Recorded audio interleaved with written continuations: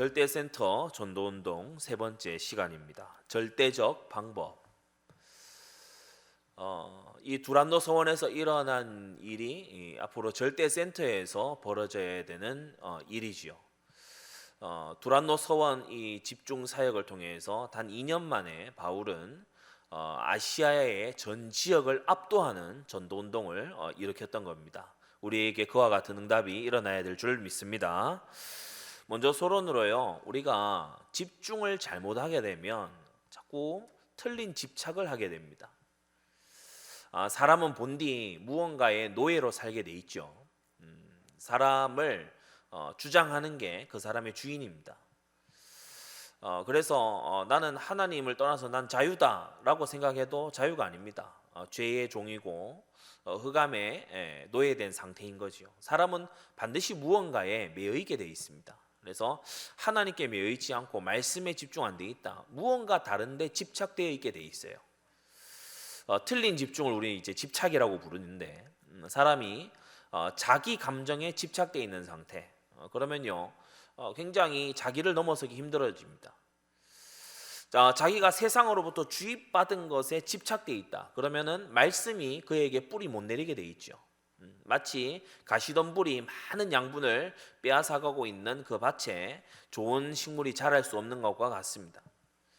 그래서 우리가 집착된 상태인 것을 빨리 아는 거. 나는 어디에 집착되어 있는가? 틀린 어긋난 사랑, 그게 집착 아닙니까? 그 집착에서 빨리 벗어나는 게 중요합니다.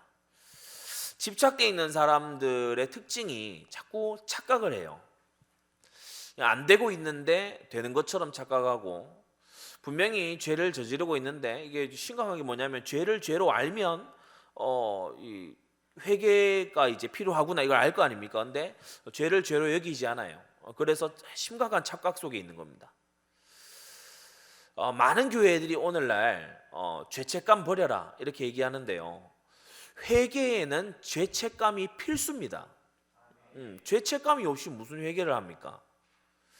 그래서 현대의 이 자유주의 물결 속에 아주 잠식되어 있는 그런 교회들이 설교 중에도요, 막 심심찮게 나옵니다. 죄책감으로부터 자유해야 된다고. 죄책감을 하나님이 기뻐하시는 게 아니라고. 그러면서 마치 이 죄책감을 죄의 노예된 상태하고 비슷한 걸로 그게 아닙니다. 우리는 죄에 대한 인식을 분명히 가져야 되고, 우리가 죄를 멀리하고 죄를 씻음 받기를 원하는 그리스도인다운 그러한 윤리관을 가져야 될 줄 믿습니다. 그래서 죄의식이 너무 사라져 있기 때문에, 죄의식이 온 사회 안에서 사라져 있고 내가 죄인이다라고 하는 것을 받아들이지 않기 때문에 사람들이 죄 사함의 그 깊이, 그 중요성 이걸요 거의 알지를 못해요. 아주 그 유명한 이 목회자 또 전도자에게 아주 존경받는 그분에게 물었다 그러잖아요. 이 복음 전도를 위해서 1시간 60분의 시간이 주어지면은 시간 안배를 어떻게 하겠습니까? 그러니까 복음 제시를 어떻게 해 나갈지. 50분은 그가 죄인이라는 것을 증명하는 데다가 쓰겠다. 그가 죄인이라는 것을 증명하는 데에 것에만 성공한다면 그 이후의 복음 제시는 단 5분도 걸리지 않는다. 그 정도로 우리 현대인들은 이 죄인이라고 하는 것 여기에 대해서 굉장히 어긋난 생각을 가지고 있죠. 착각 속에 있죠. 죄가 아니고 병이다 이렇게 얘기하고요. 죄가 아니고 문제다 이렇게 얘기하고요. 그러니까 죄다 범죄다 이렇게 얘기해야 되는데 문제다 이렇게 얘기하니까 내가 책임이 없는 거예요. 문제는 내 책임이 아니라는 거잖아요. 다른 책임 때문에 온 거고 내 문제 아니라는 거잖아요. 우리가 지금 이제 고범죄를 통해서 자손에게 내려가는 출애굽기 이른바 20장 3장 3절 4절의 그 메시지 우리가 지금 보고 있습니다. 그죠? 우리 이 역사서는 이따가도 잠깐 얘기합니다만은 모세 오경이 실제로 성취되는 걸 보여주는 거예요. 모세 오경, 창세기, 출애굽기, 레위기, 민수기, 신명기가 어떻게 성취되냐, 각 개인에게, 나라의, 민족의, 지역에 어떻게 성취되느냐, 그게 구약의 역사서고 신약도 마찬가지인데, 사람들이 이러한 눈이 없다 보니까 이 내려오는 죄에 대해서 무감각한 거죠. 나중에 이게 이제 예레미야 시대에 가면 어떻게 얘기하는가 하면은, 야, 우리 윗대의 죄 때문에 우리가 망한다 이러면서 이제 책임 전가를 윗대에다가 다 해요 또. 그래서 예레미야 선지자를 통해서 하나님 뭐라고 말씀하시는가 하면은, 너희 죄 때문에 너희가 죽는 거야. 남 탓하지 마. 다른 사람 탓하지 마. 왕이 잘못해가지고. 사울의 곁에 있던 사람들이 왜 죽었냐? 사울이 그렇게 할 때에 간언하지 않았어요. 사울이 그렇게 하는 걸 멈춰 세우지 않았어요. 지금 우리는 국민들 한 사람 한 사람이 투표의 권한을 가지고 있는 시대에 살고 있습니다. 그런데요, 하나님의 뜻과 반대되는 것을 막 지지해요. 하나님의 이 법도를 완전히 무너뜨리는 것을요, 막 내 유익에 맞다고 막 표를 줘요. 그게 제2의 사울의 병사들이 되는 거거든요.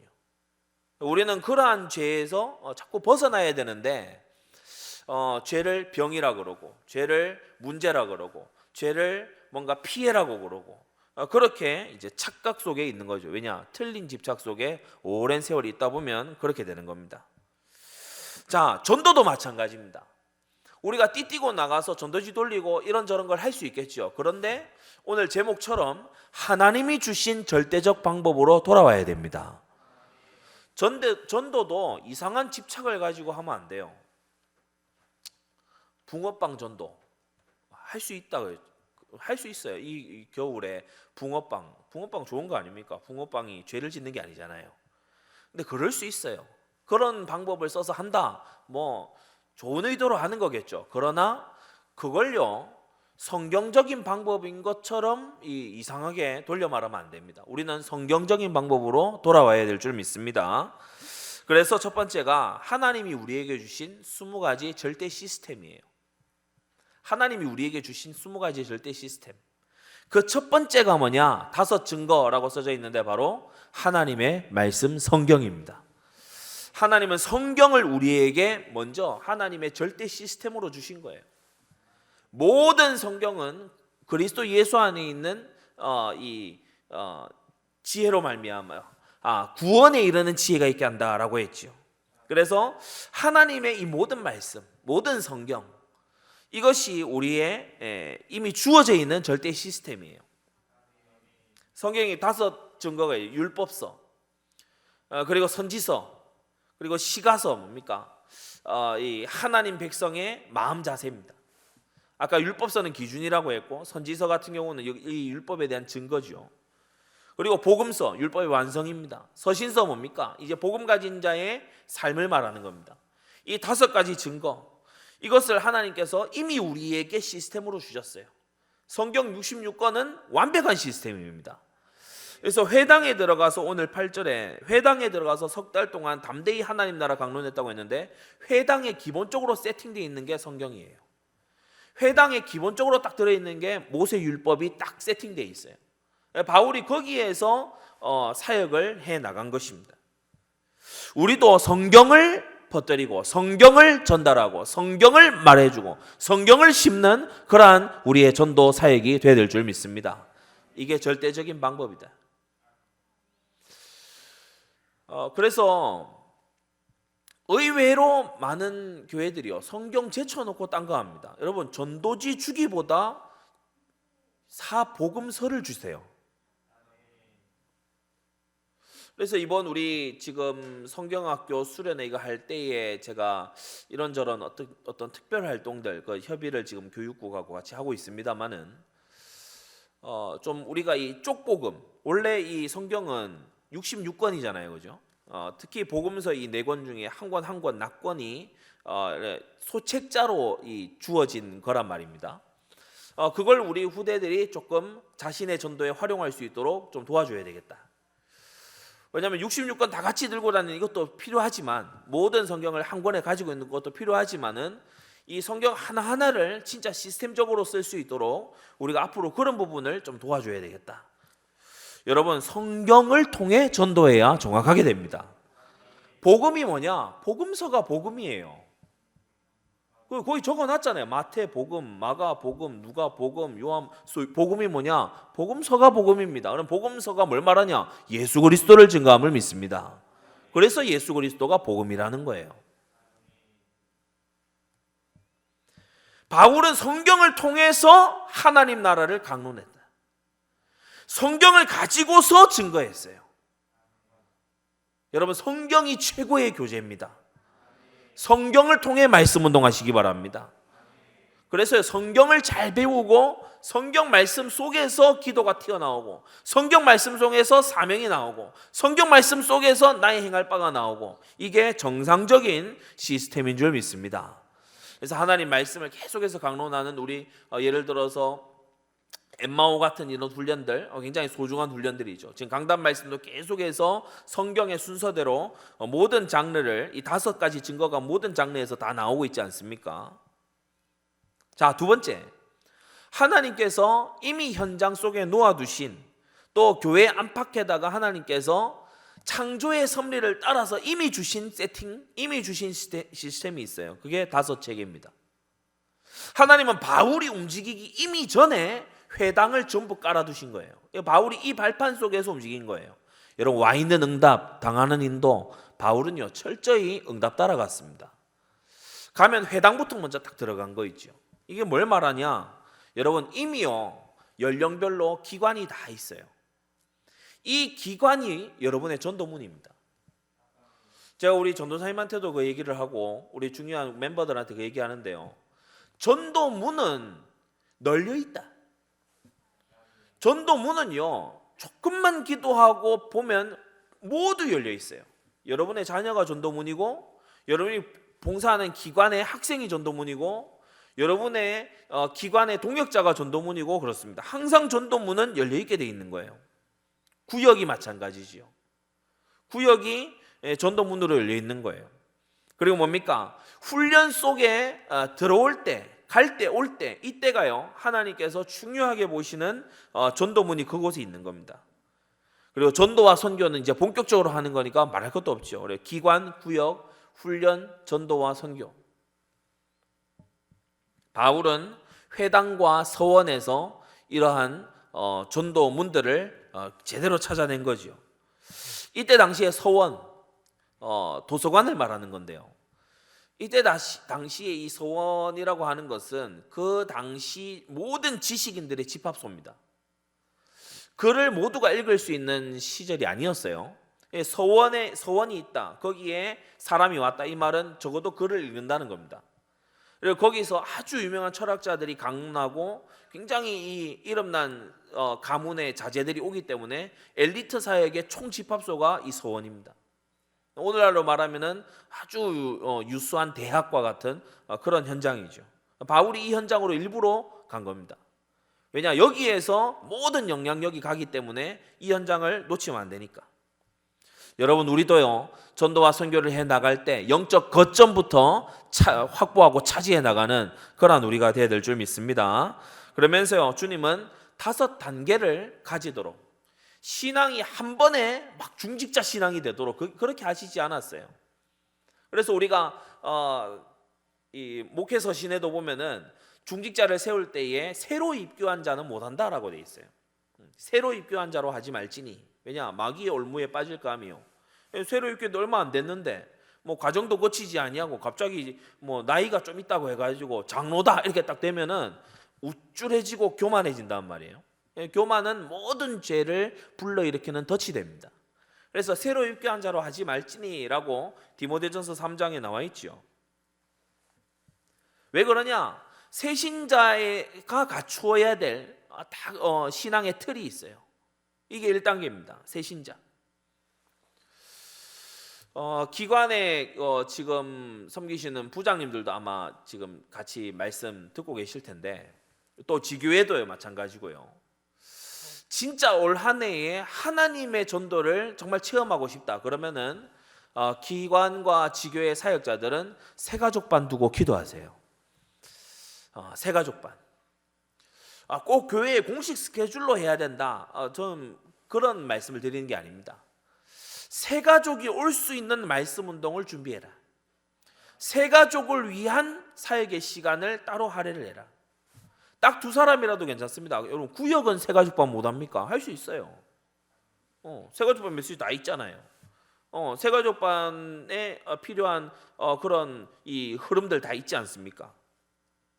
그래서 새가족을 향해서 열려있는 딱 그런 어떤 자세를 가지면 하나님께서 붙이시게 돼 있죠.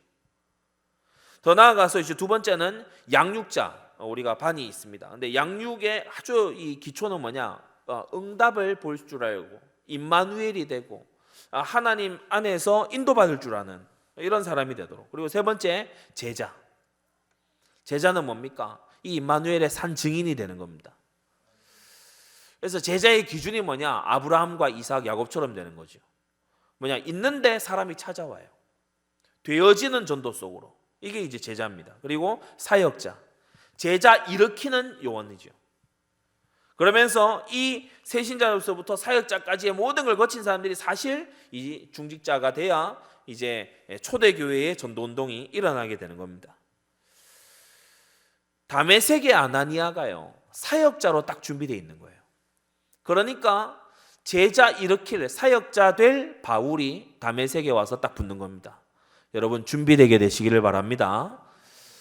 제가 한번 그런 얘기를 했어요. 분명히 준비되어 있으면, 하나님과 마음이 맞게 분명히 준비되어 있으면 그가 골방에 앉아 있어도 전도문은 열린다. 왜 그러냐?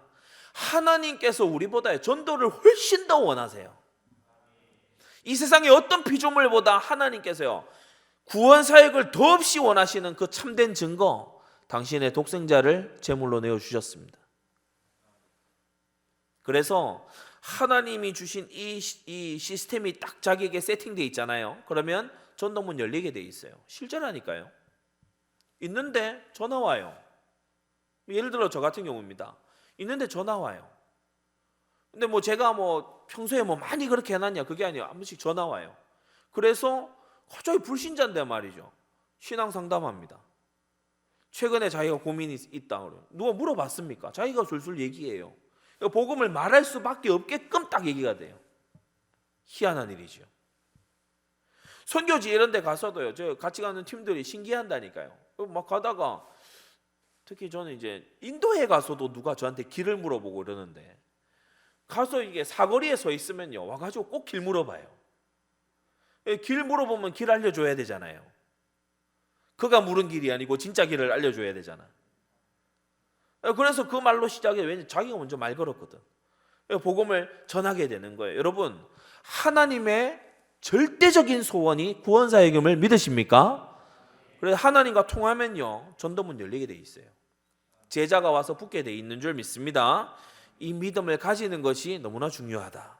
자, 그리고 하나님은 현장에 5종류의 대상들을 흩어두셨죠. 바울이 이것을 너무 잘 알았기 때문에 말씀을 두란노 서원에서 2년 동안 계속 한 겁니다. 여러분이 오늘 8절하고 10절을 아주 유의해서 잘 보셔야 되는데, 왜냐, 이게 지금 절대적인 방법을 성경이 딱 요약해서 적어둔 겁니다. 8절에 회당에 들어가서 석 달 동안 하나님 나라 강론한 것은요, 석 달 4주 12번 딱 한 겁니다. 안식일에 회당은 모이게 돼 있거든요. 그래서 딱 12번만 딱 한 거예요. 뭐냐, 이것은 채로 거르는 지금 타임이에요. 이 회당 사역은 먼저 채로 거르는 거예요. 여기서 아주 핵심될 멤버들, 또 여기서 열리는 문, 바울은 그거 바라보는 거지 회당 자체의 변화를 바울이 지금 기대하는 게 아닙니다. 그러니까 이 회당이 제가 예전에 말씀드린 걸로 표현하자면 우선 현장이에요. 우선 현장, 우선에 가는 현장이에요. 여기에서 문을 열고, 왜냐, 바울이 이미 18장에서 회당 옆으로 옮기는 사역을 해봤습니다. 그래서 회당에 계속 있지 않을 수 있다는 게 바울이 지금 깔려 있는 거예요. 석 달 12번 딱 하는 걸 통해 가지고 여기에서 중요한 멤버들 따로 추렸어요. 반대하는 자들 빼고, 그냥 듣고 지나치는 자들 빼고, 중요한 제자들 따로 모아서 이제 10절에 두란노 서원에 가서는 2회 동안을 어떻게 했다고요? 매일 했어요. 매일. 9절에 날마다 강론하여 2회 동안을. 그래서 12번 한 게 아니에요. 365일 2회 동안 했으니까 약 한 800번 되는 그러한 시간을 이제 여기에서 한 것입니다. 대상에 따라서 집중해야 될 포인트가 달라요. 바울이 이렇게 집중한 사역을 사도행전에 특히 보게 되면은 이 사도행전 19장에 이르러서는 막 귀신 쫓아내고 막 이렇게 뭐 어떻게 하고 이런 것을 19장에서 안 합니다. 19장에서 뭐 하냐? 주로 집중한 사역이 뭐냐? 이후에 그런 비슷한 표적이 있습니다만 바울이 거기에 집중하지 않고 주로 뭐 하냐? 아주 복음 엘리트에 집중하는 걸 볼 수 있어요. 진짜 자신 같은 딱 그런 사람 세우기 위해서 장소도 일부러 두란노 서원에다 딱 잡아놓고, 서원은 거기가 익숙한 사람이 오지 거기가 이 안 익숙한 사람이요, 저기 뭐 원형 경기장에 나가고 또는 뭐 대중 목욕탕에 나가고 에베소에 그런 시설들 많았어요. 서원은 딱 추려진 사람들 모아요. 거기에 집중한 거 있죠. 치유받아야 될 대상들이 있죠. 또 산업인들이 있습니다. 다민족이 있죠. 후대가 있습니다. 근데 바울이 특별히 집중한 두 대상이 어디냐면 엘리트와 후대예요. 오늘 그 모습을 딱 보게 됩니다. 치유와 산업과 그러면 다민족은 필요 없냐? 그 말이 아니죠. 모든 민족이 다 필요합니다. 산업인들 일어나야 되죠. 당연합니다. 치유 사역이 필요하죠. 그러나 이 지향해야 되는 지점이 바로 이와 같은 지점이다. 자, 큰 두 번째로 주님은 우리에게 절대적인 방법을 주시는데 여러분 메시지가 구별되는 메시지라 해야 돼요.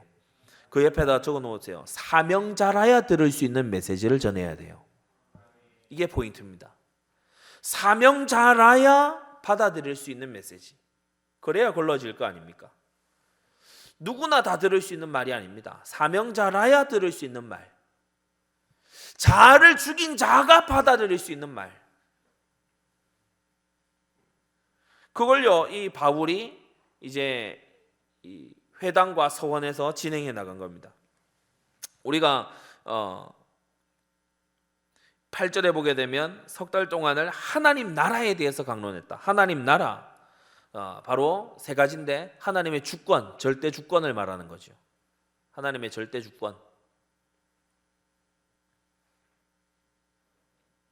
아니 우리 뭐 로마 지역 에베소 이런 곳에 하나님께서 메시아를 안 보내시고 왜 저 속국된 예루살렘에 저 보잘것없는 저 민족에게 메시아를 보내셨대? 하나님의 주권.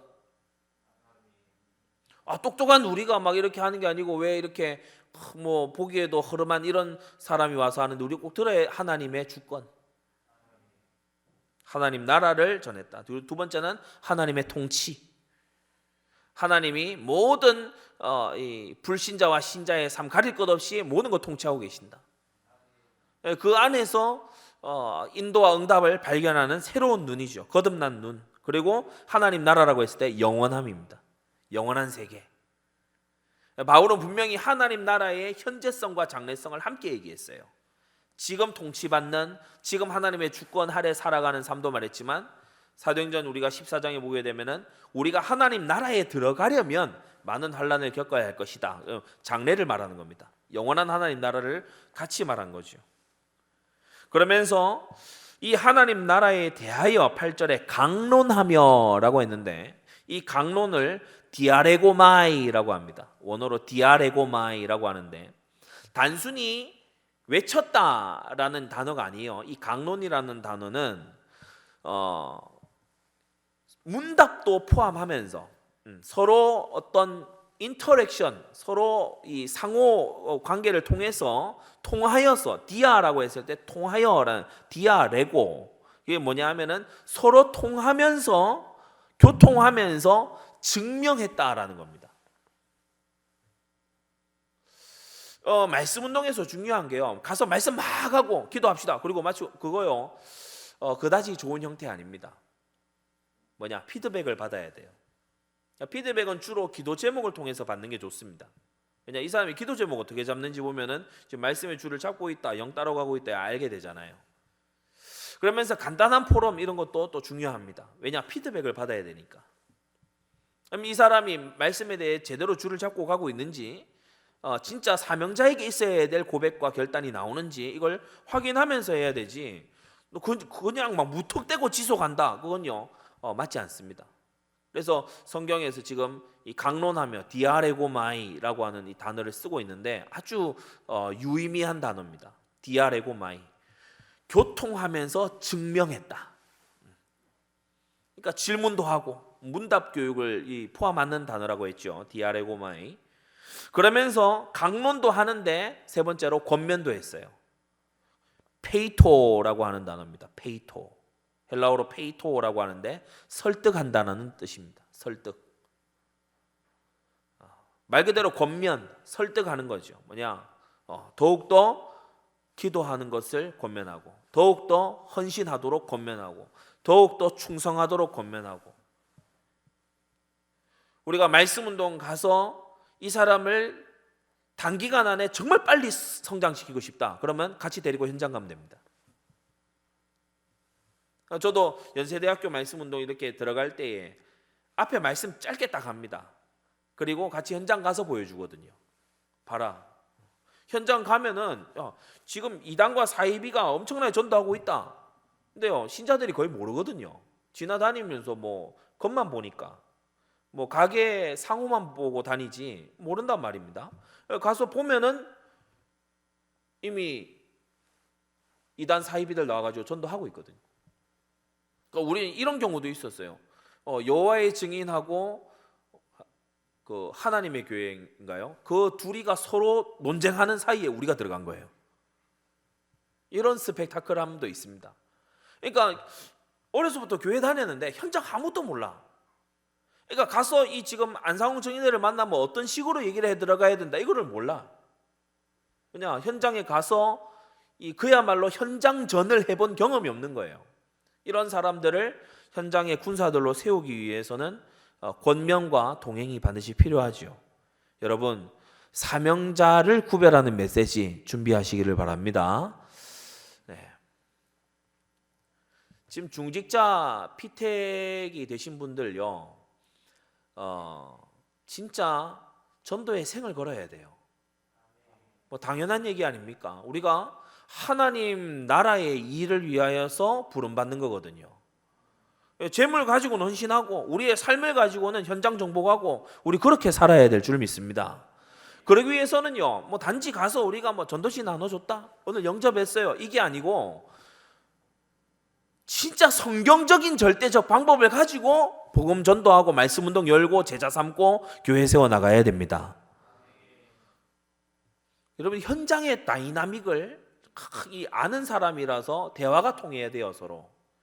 지금 담임 목사님은 윗대에 어떤 사람이 있죠. 그리고 아래에 이런 이유가 이런 죄 때문에 그렇습니다. 이런 지금 수준으로 하고 계시는데 우리는 가서 사람 말 걸기도 막 어렵고 막 내 옆에 영적 문제 와 있는 사람이 있는데 인간적인 위로나 하고 앉아 있고 이러면요 이 서로 안 맞게 돼 있습니다. 사정을 아는 게 아니에요. 그 마음의 깊이를 아는 게 아니란 말입니다. 오늘 이 말씀 듣는 지금 이 전국의 우리 사명자분들이 진짜 전도 현장의 다이나믹 속에 딱 들어오게 되기 바랍니다. 우리가 그런 이 전도는 영적 전쟁이거든요. 그래서 가면은 영접하려는 찰나에 별의별 일이 다 일어납니다. 진짜 이 사람이 구원받는 게 진짜 이게 하나님의 전적인 역사라 해야 되는구나. 마귀가 보통 이걸 싫어하는 게 아니구나 알게 돼요. 그래서 바울은 하나님 나라 말하면서 강론하면서 권면하면서 그러면서 딱 출현했다. 마지막 세 번째로 드디어 사람들이 구별됩니다. 하나님의 방법은 사람인데 잘 기억하세요. 구별된 사람들을 통해서 하십니다. 하나님의 방법은 사람인데 하나님은 모든 사람을 다 쓰시는 게 아니고 구별된 사람을 쓰신다. 9절에 너무 중요한 단어죠. 제자들을 따로 세우고. 제자들을 따로 세웠어요. 따로. 사람은 구별됩니다.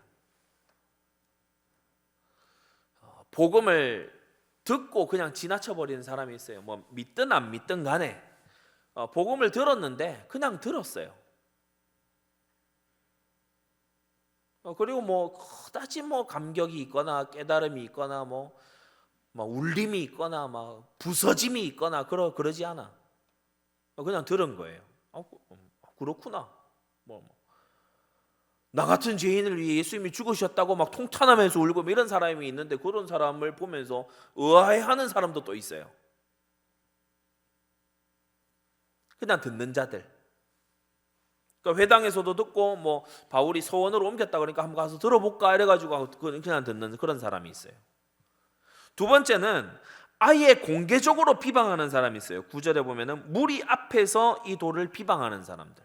마음이 굳어 순종치 않고 무리 앞에서 공공연하게 아주 이 대적하고 비방하는 그런 사람들이 있었다고 했죠. 말도 안 되는 얘기다. 독선적이다. 자꾸 우리한테 뭐 강론하고 강요하고 권면하고 설득하려고 그러고 우리한테 자꾸 그런 거 강요하지 마라. 그러면서 막 비방하고, 저 뭐 보니까 뭐 공부 꽤나 한 사람 같은데 어째 저런 얘기를 한대?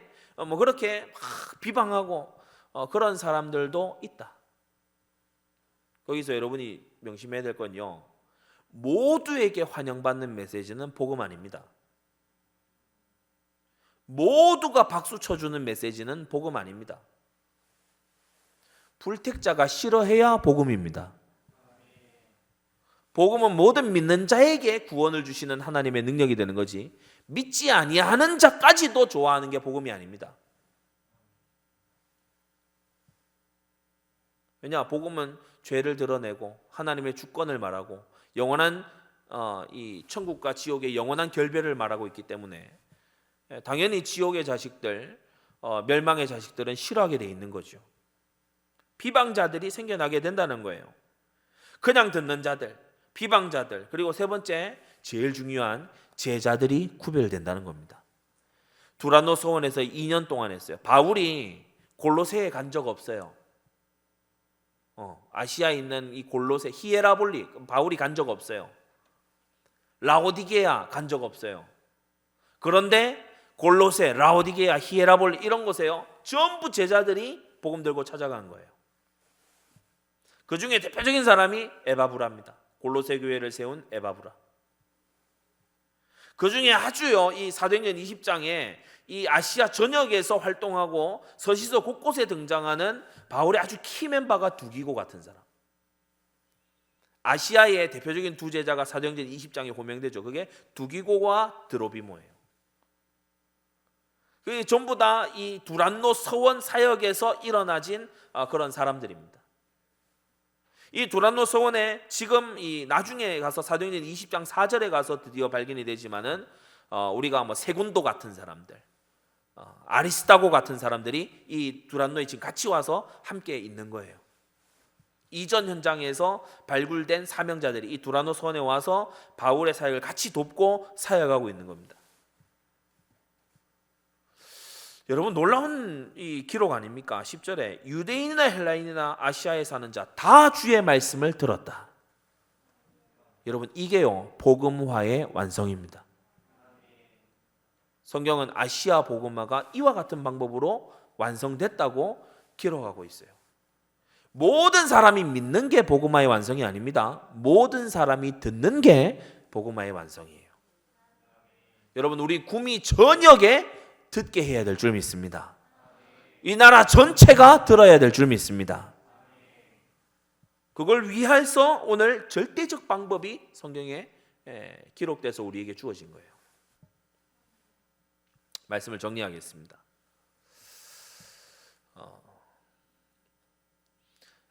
자기 것에 딱 집착돼 있잖아요. 그러면 하나님의 방법을 따라가지 못해요. 내 방법 자꾸 고집한단 말이에요. 그래서 이 하나님이 하시는 방법이 되게 무식해 보여요. 안 되는 것처럼 여겨져요. 아니 뭐 회당에 있고 그래야 할 거지 왜 서원으로 간대? 서원에 못 오는 사람 또 어떡한데? 아니 에베소에만 2년 동안 눌러 앉아 있으면 어떡하자는 얘기야 라고 생각하게 돼요. 그게 아주 인간적인 생각이죠. 아니 뭐 이렇게 제자들만 구별하고 뭐 바울이 말이야 뭐 사람을 좀 더 잡아서 또 앉혀놓고 좀 아쉬워하고 이래야지 뭐 갈 사람 가라는 식으로 뭐 따로 세우고 뭐 이러냐. 그게 아주 인간적인 집착에서 나온 생각입니다. 집착에서 나온 착각이에요. 우리는 성경대로 가고 성경의 증거들을 확인해야 되겠습니다. 승리하게 되시기 바랍니다. 기도하겠습니다. 거룩하신 하나님 아버지, 오늘 성경을 통하여 특히 바울의 이 3차 선교회에서 가장 하이라이트가 되는 두란노 서원의 사역을 통하여 우리에게 하나님의 절대적 방법을 알려주시니 감사드립니다. 우리가 전도 현장에서 또한 개인의 골방에 있을 때에도 하나님과 방향 맞추고 가슴이 통하는 그 영적 상태 속에서 하나님의 전도에 쓰임받는 우리가 되도록 은혜 베풀어 주시옵소서. 하나님께서 주신 성경과 또 교회 안팎과 현장과 아버지 나아가서 모든 대상들에게 20가지 시스템을 가지고 나아가는 우리가 되게 하여 주시고 구별되는 메시지를 가지고 사람들을 구별하며 또한 아버지 하나님께서 만세전에 예비하신 사명자를 만날 수 있는 우리 각자들이 되도록 은혜 베풀어 주시옵소서. 사도행전적인 전도가 우리에게 일어나도록 은혜 베풀어 주시고 이와 같은 절대센터에 귀한 증인들 되도록 은혜 베풀어 주시옵소서. 예수 그리스도의 이름으로 기도드리옵나이다. 아멘.